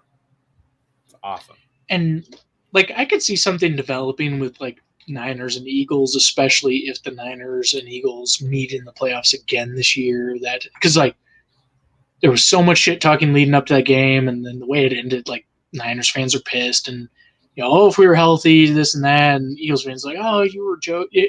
Like, so if you got that again, if you got that rematch, for example, this year, that's where I could see that sort of rivalry start to build between those two franchises. You know, otherwise it's mostly, like I said, it's divisions, or you have a lot of history, like, you know, a Niners Cowboys or Cowboys Eagles, you know, those types of, you know, historical matchups where the fan bases have been around and hate each other long enough. Right. And that's kind of, I think we need some more of that. We need some more of that out of division rivalry, which is, it's got to be organic. You can't just make it up. It's got to be, you know, teams playing regular season every year because they're the top division opponent, and then making some, you know, got playoff. Cowboys 49ers is probably the biggest one in the NFC right now because they've played multiple times, and the 49ers have their number. Like the Cowboys. Well, but even going back to the 80s and 90s, like it felt like, you know, as a kid growing up in the mid 90s, it felt like every year was Niners, Cowboys, whoever won that was winning the Super Bowl. Right. You know, that and then, you know, moving that forward to modern history, they've met a couple times in playoffs, and you have some heated history in regular season games even, and so there's just a lot of history there, and it takes time to build those. I think really great the rivalries. Cowboys are a good team, I really do. But if they meet the 49ers in the playoffs, I'm putting money on the 49ers. Like, I don't like the Cowboys do not want to play the 49ers in the playoffs. Like, period. They don't. They'll play any other NFC team. They do not want to. They'll play the Eagles. And I think the Eagles are a fantastic team. They'll be more than happy to play the Eagles. I think they do. They want no part of the 49ers at all. Like, if they need to lose a game at the end of the season to not play the 49ers, I think they would do that. That's how high I like. Kyle Shanahan knows how to beat the 49ers or the Cowboys. Like, the Cowboys look mediocre against the 49ers every time they play. Which is pretty much Niners and Packers are the same thing. Like, the Niners make the Packers look very mediocre anytime they play. They're not physical enough to play against the Niners. So, yeah. And I'm not just saying good things about the Niners. They've earned that. That's what they do. I don't know. We've been friends long enough. You've talked enough shit about the 49ers over the years. I know this is genuine because there were years you did not placate me this way. Clayton sleeper teams. We talked about it a little bit earlier. I like the Lions a lot. I really think they're going to be a good team. Their offense was really good the first half. Their defense was pretty good the second half. I just feel like that's a good team. I'm a little worried about the gambling issues they've had. I know half their wide receivers are suspended for the first part of the season. That's a little worrisome. We'll see how that goes.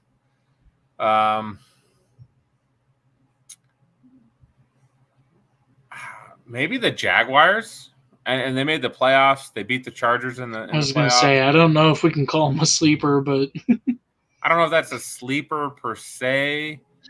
All the teams I'm thinking of is like sleepers. I'm like, yeah, they were pretty good. I don't know if that's a sleeper or not. Well, I mean, they got beat by the Broncos in London last year, and you know they. I mean, like, can I call the Titans a sleeper? Well, the Titans were leading that division. They were winning the division right, the last week of the season. Right, they kind of gave it up. I don't think the Titans are going to be very good this year. But no, all right. I pay a lot. I think I pay very little attention to the NFL offseason other than what the Niners are doing. And then as the season goes along, I'm like, that team's pretty good. Don't worry, the Titans didn't do anything. I don't have a lot of faith in them this year. I mean, and again, I don't think in the AFC, I don't know if there's any real sleepers because of how many good teams there are. Yeah. I will tell you this. If Tua is healthy, there is nobody who wants to play Miami in the playoffs. Like, without a doubt. Miami getting Vic Fangio as their defensive coordinator, getting Jalen Ramsey, and their offense is still awesome. If Tua is healthy, no team wants to play that Miami Dolphins. Like, I like their coach a lot. So I was bummed Fangio went to Miami. I was hoping he'd go to the Niners.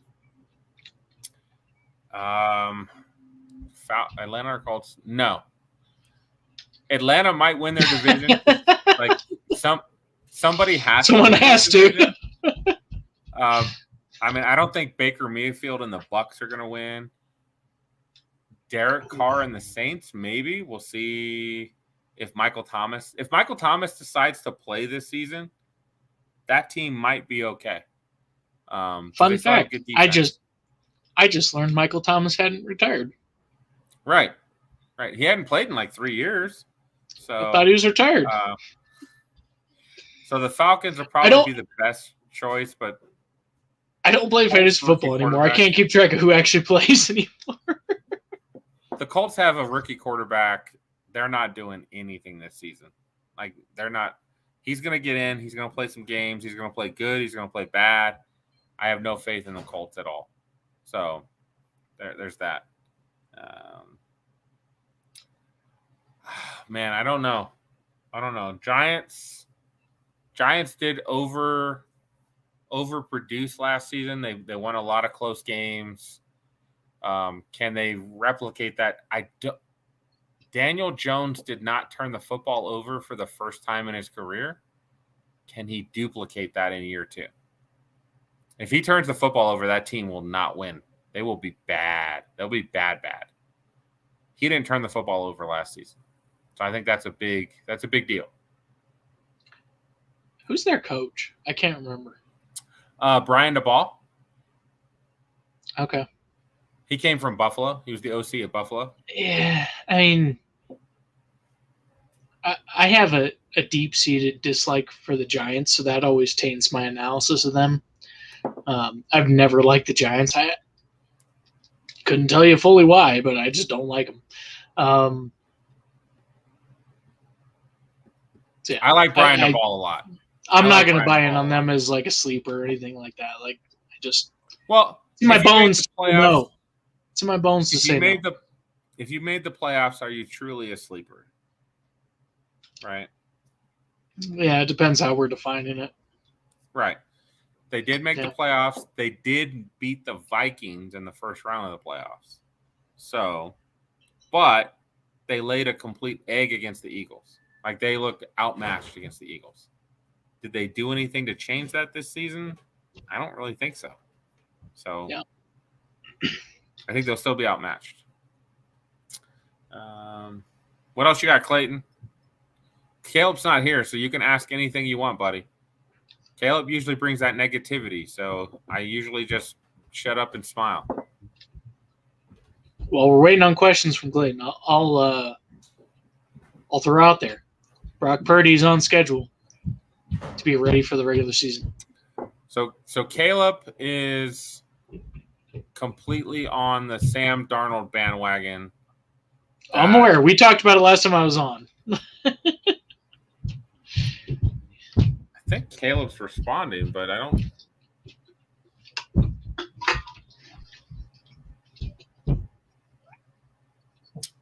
Caleb says he's not on the stream, but he sent me a message. Packers are a sleeper. Packers are not a sleeper. I have no faith in Jordan Love at all. I think the Packers are going to be really asleep. And I think, God, who was I listening to? I was listening to somebody else today talk about Jordan Love. Maybe it was Colin Cowherd. Maybe it was somebody else. They just mentioned when a quarterback is hyped up and they think he's got a lot of good stuff happening, there's going to be some highlight videos, some hype on him. Jordan Love has zero of that. There's not people talking him up in training camp or mandatory camp or any of that. Nothing. For 4 years, there's been no hype from Jordan Love at all. I don't see how that's going to change. There was more hype in like 3 months for Trey Lance in San Francisco than there's been in Jordan Love's entire career. Like, Jordan Love has had zero hype. You get those training camp videos of him just like slinging a dart down the field, and yeah, you don't get the highlights of the 4 misses, but like if there's a highlight, they're gonna put it out there because that's your future guy, right? Tell Caleb just dial in for a minute. That's what I said. I'm like, come on, bro. If he's watching and texting us, just call it. He's saying I'm throwing him under the bus. I'm not throwing him under the bus. I think the Packers are going to be garbage. That's my opinion. He's not here to say any otherwise. So I'm going to give you my honest opinion. I don't think Jordan Love has what it takes. I just don't. We love you, Caleb. I do love that guy. He is my yin to my yang or yang to my yin, like whatever. He's my guy. Oh, Pinky, you're definitely the yang. The yang, I'm the yang. Is there like a description of what the yang is? Probably. I don't know what it is though. Well, Caleb's giving me shit now. Caleb, you are about negativity with the Broncos. Other teams you're fine with. The Broncos you're pretty negative. And that's just that toxicity, right? Clayton, come on, bro. He's got to stay healthy first, Clayton. He's got to stay healthy first. He won't get suspended for smoking weed anymore, but is that my nickname? Randy Gregory. I thought my nickname was Gregory, baby. Gregory, baby. That's a good one. Oh, I love Caleb. I wish he could be here tonight. Although if he was here tonight, I wouldn't talk about the Broncos. Let's see. I mean, I'm hyped up about the Lions and the Dolphins. I think are my two teams that I'm hyped up about that have a opportunity to be better than the general public believe. That's my thought. Anyways, I still think, like, to me, Super Bowl is Chiefs, Bengals, Bills versus Eagles, Cowboys, or Eagles, 49ers. Those are the five Most teams likely. Most likely. that are making it. You can never say for sure. Yeah, but pick any combination of those 5 teams. That's who's probably going to make the playoff or make the Super Bowl. Those would be the most likely for sure. They're so good. The 49ers defense is so good, and they were hurt most of last season. Do they beat the Eagles if Purdy's completely healthy? I don't know, but the defense had them in the game at least till halftime. That's the thing, right? Like, I'm not an unreasonable fan most of the time. I don't think. I have my moments, but for the most part, I think I'm pretty reasonable. My issue with that game wasn't that the Niners lost. It was just like, damn, I really wish I could have seen that game play out with Purdy back there, because I think, one, it would have been a good game. I think it would have been probably a coin flip. I don't know if it would have been Niners or Eagles, but those two teams on paper were a really, really good matchup. And yeah, I mean, even without Purdy, with going through the depth chart of the quarterbacks, like, the defense held them in it for way longer than you would have expected. And Purdy changed the rules. Yeah. Because now it's the Purdy rule. Now you've got the Purdy rule. You can carry that emergency quarterback on game day, and it doesn't count against you. Okay, we should talk about this, because it's absurd that you can't have the full 53-man roster active. Absolutely. Like, that's your roster. It should be active. Who gives – like, what point does it have to make it inactive? Like, it's stupid. If you allow a team to carry that many guys on the quote-unquote roster, that's how many guys should be allowed on game day. Absolutely. And it should be – and realistically, let them carry however much they want. You want to carry 4 quarterbacks. Go for it. Who gives a shit? Like, what is the competitive disadvantage the other team faces by some team deciding they want to carry 3 quarterbacks instead of 2, or 4 instead of 3? Like, who cares? Like, to me, it's all about the game. Some teams might carry 3 or 4 quarterbacks. Some teams might carry 6 linebackers or 8, 9 defensive linemen. Like, they're all going to have their different strategies of the depth of their team. Yeah. But if you made the 53-man roster, why can't you dress for game day in case you're needed? And if you want to load up on linebackers and sub them in and out so they're fresh and go crazy on that, like, cool, that's a strategy. Why not?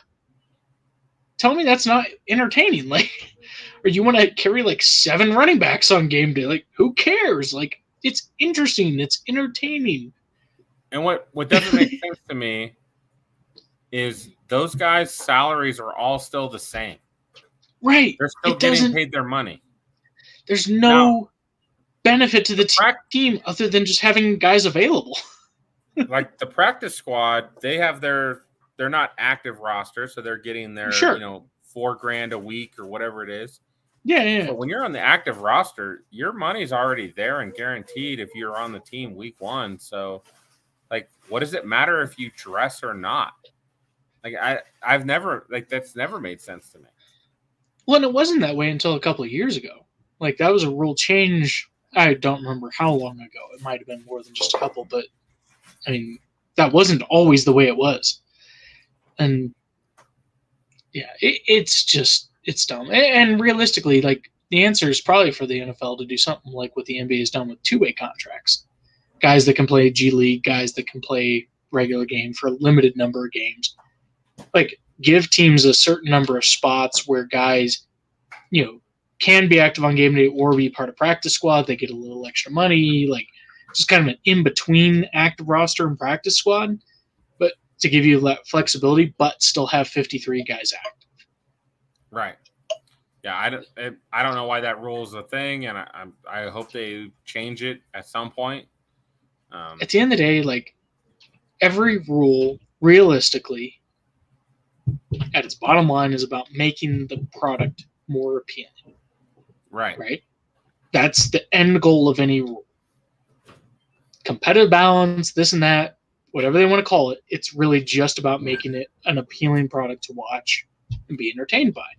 And so having a rule that limits a team's ability to put their best squad out there is counterintuitive.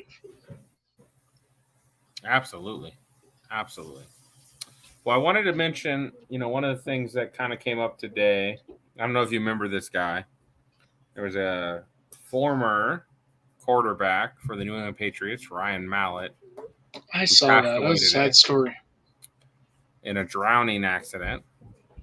I don't know I didn't read all the details about it. And again, he played for Arkansas. He played for the Patriots. He wasn't a big deal overall, but not in the NFL, but in college, dude was a stud. Yeah. I think it just comes down to that. Hey, check in on your friends, check in on your family, because you just don't know when it's your time. And do you want to be the guy where you're just like, I haven't talked to that person in years. I don't know why I didn't. Or just like, send a text, send a Facebook message, send something. Just say, hey, how you doing? What's going on? Like, how's life treating you? It's very easy to do. I know it's tough, but I think the one thing that a lot of society is missing right now is those connections and those relationships with others. You get so ingrained in your own life and what you're doing, you forget, unless you're built that way of just concerned about others, you forget to reach out and talk to those others that are important to you. So I know Caleb always ends the show with, hey, talk to your loved ones, and cherish them. They're important. It just happened. You just don't know. Friends can come and go. Bad things happen to good people. So make sure you at least checked in on your friends or family. Maybe they're hurting. Maybe they need someone to talk to. Maybe they're struggling. You don't know, right? Check in. What do you got, Greg? 100%. What's your last thought of the night? No, I've got nothing to top that. Just 100%. You never know what battles someone else is going through. Reach out to your friends and loved ones. Make sure they know you care about them, because you never know when your last time to tell them is. Amen. That way to go, Clayton. Way to go. I mean, it's important. You just don't know. I had some folks last year pass away that just really kind of put onto that, like, hey, you got to make sure you're always kind of just checking in, especially if other people matter to you, right? And I think I live my life more about like helping other people than I do about myself. I don't want to be that guy. Ooh, Clayton, 11 months. Man, that's a long time, buddy. That's a long time. I have a hard time if I go 5 days. But, I mean, I can go weeks without alcohol if I needed to. I just don't want to. It's all about a thing. My buddy just hit 1 year on his birthday, actually. He's a Spurs fan. It was his birthday. They drafted Wembanyama, and he was 1 year sober, all on that date. So it's a good day for him. That's a real good day. That was a good day for him. And so, all right, my partner. Well, thank you for joining in. Thank you for taking Caleb's spot. Clayton, good job, buddy. Way to stay 11 months. It's hard. It's hard. If you're quitting anything, I'm trying to cut down on carbs right now. It's hard. I'm only drinking whiskeys on Tuesdays now. just because I'm trying to cut down on carbs, trying to get into beast shape for everybody. Enjoy. We should have Caleb back in 2 weeks. We'll be off next week because of the holiday. And then we'll probably get Greg on a couple weeks after free agency, talk about everything that went down. Fireworks are going to happen on Friday, so I'm excited. Friday's going to be a fun day. Friday and Saturday will be fun for the NBA. And Friday, again, I'm going to get very little work done. It's really fun that everybody's trying to keep up with the Nuggets right now, right? That's the storyline. That's fun. We haven't had that before, so it's a good spot to be. You're gonna enjoy it. All right, guys. Well, you guys have a great week. Have a safe 4th of July. Don't be JPP, right? Treat fireworks with safety. And don't explode yourselves. We'll see you guys after the 4th. Peace. Even when you feel low, you can still go. Even when you feel slow, you can still go. Even when there's no hope, you can still go. I never answer to no, man, I still go. Go, go, go, go, go, go, go, go, go, go, go, go, go, go. Hustle hard, hustle every single day. I'll be making moves till I'm buried in my grave. To the system, I don't wanna be a slave. I've been doing shit my way, or the highway.